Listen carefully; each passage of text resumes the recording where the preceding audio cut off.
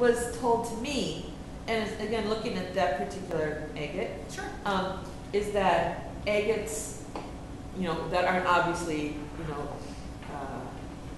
layered or Yep. lined that way, tend to have a different texture than rhyolite does. Agates absolutely have a different texture. They're in the They're quartz family. Right, okay. They're not related to rhyolite. No, they're Yeah. different Well, compositions. And we're actually going to talk very quickly. I'm going to pop this up and do a quick, Of course,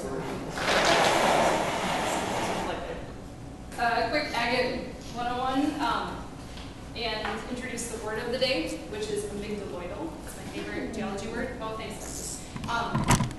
So these evidence of this volcanic activity is found in a couple of ways. There's a couple of samples on your table. Agate is one of them, but we'll talk about the other. Oh, it's fine. Okay, just use this side. The other, in that kind of dark gray lights. The other rocks that are on your table that don't have the labels that we haven't talked about already might have little holes in them. Those holes might be filled in. These are vesicular and amygdaloidal rhyolites, the ones that I gave you, but it also happens in the salt. So if you imagine you have this lava oozing out over the land, and because it's hot, it has gases in it, and those gas bubbles are trying to get to the top of our lava flow and escape, just like you might imagine other gases do. Sometimes the lava cools and traps them, and you in the rock might see these little trails that were filled with air. You might see bubbles actually in the rock, and so the rock has these bubbles, and you have some examples on your table there. If they've not been filled in over time, then we would call them vesicular basalts. If they've been filled in, we call them amygdaloidal basalts. Agates are the result of these lava flows and minerals basically being deposited and leaching in over time, generally in the quartz family. And so starting to create layers like a gobstopper over time. Eventually, the rock wears away with our wind and water, and the agate basically pops out. We find them on our beaches in lots of different sizes. You might see them still embedded in the rock as you're walking along. These are, again, evidence that this was once very hot, was full of gas. So that's, again, the 30-second version of agate formation. You see them in lots of different colors because you have this sort of general family of, there are lots of different minerals that could be deposited inside of those rock bubbles. Questions? Things you want to add? Yeah? Is it true that, how you have different lava flows piling up on each other? I heard something like Gooseberry Falls, for instance, you have those steps, those stepping down waterfalls. Mm-hmm. And is it true that those are kind of formed that way because they're breaking through each of those layers? It's a lot easier to break through the vesicular layers, and then it takes a lot longer time to break through the solid layers? I would say off the cuff, I don't know actually about Gooseberry, but I would imagine that theory would hold, that without fracturing, that we'd have the original steps. The falls do represent the different lava flows. They're in different thicknesses, with the vesicular being tend to go towards the top, and the top of your layer is weaker. The bases are more solid. And so over time, it's where your layer is here. It's the water's coming along, and it's wearing the top off. The bottom doesn't wear as fast. Yeah. You end up with them stair-stepping back. That's what I thought. Cool. Great, thanks for sharing.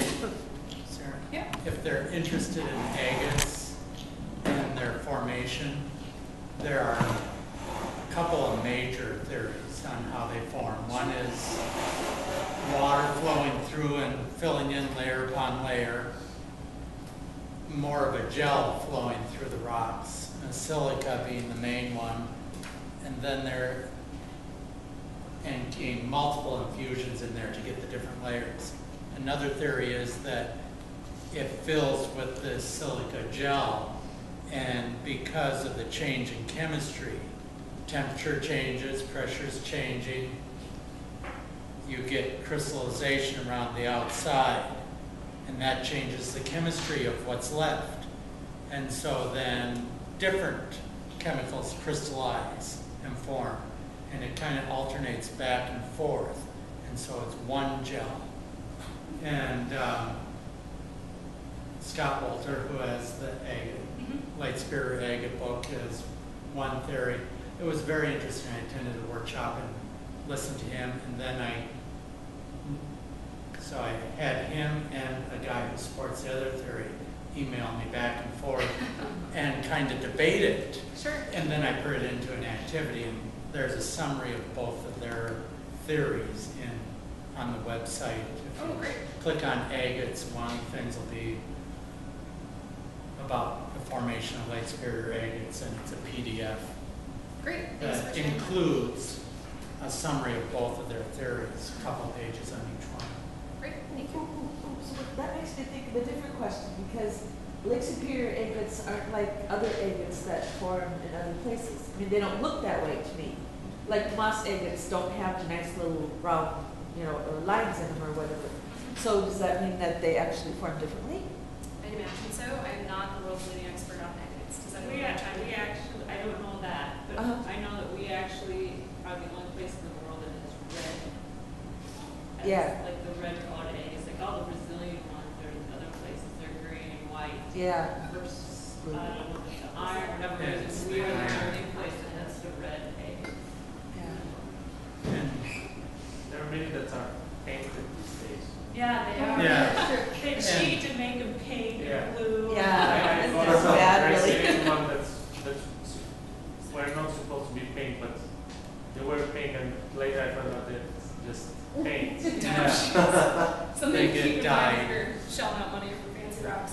Another thing I'd imagine, just thinking about color, is you never know at what layer this is potentially going to erode away. So what you're seeing might vary beyond the ocean.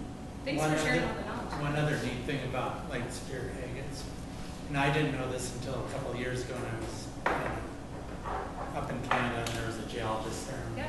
was talking, and when the red is the oxidation of the iron in there. That happens when it's exposed to air. So if you go deep into the ground and you find, they dig up and do excavation, they are not layered in color that you can see. They're white, gray all the way through. Interesting. And it's the oxidation and the different amounts of iron and other chemicals in there that give the different layers color after exposure. Okay. But they've been exposed, some of them, since they formed 1 billion years ago on the surface. And so, yeah, he gave me one of his little samples and showed it. It's not colored like these, but it's an agate. You can look and see the very fine lines, but it's not red and white, it's just all white. Okay. Cool. Thanks. And- okay, we're going to jump forward in time, and we're going to launch into the Paleozoic. We're going to look more specifically at some of the smaller periods in this huge era. This image sort of shows you a pattern of erosion and deposition over time. All of these are different periods within, these are periods within the Paleozoic, and then we have the Precambrian. So we're seeing that if we were to look at the exposed bedrock in our general region, those are the patterns that we see. All of this is centered around what's called the Michigan Basin. So just here in the middle, sort of like a gobstopper, wearing away in different ways. Sometimes, you might be using your teeth on the gobstopper, sometimes just your tongue, or maybe your dog licks it. It all is changing, wearing away at different rates because of everything that's going to happen over the next hundreds of millions of years. At this point, the Great Lakes region, we talked about how the region is moving up and down.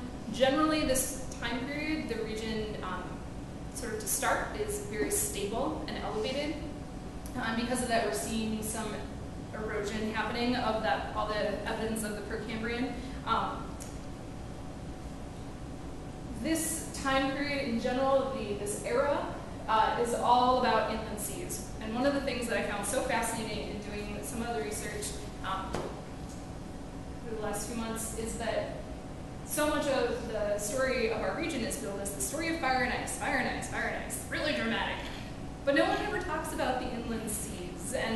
think that's so cool. And so much of this period of time is all about seas coming in and retreating and other things happening, but seas coming in and retreating. And so we're going to really focus on that today.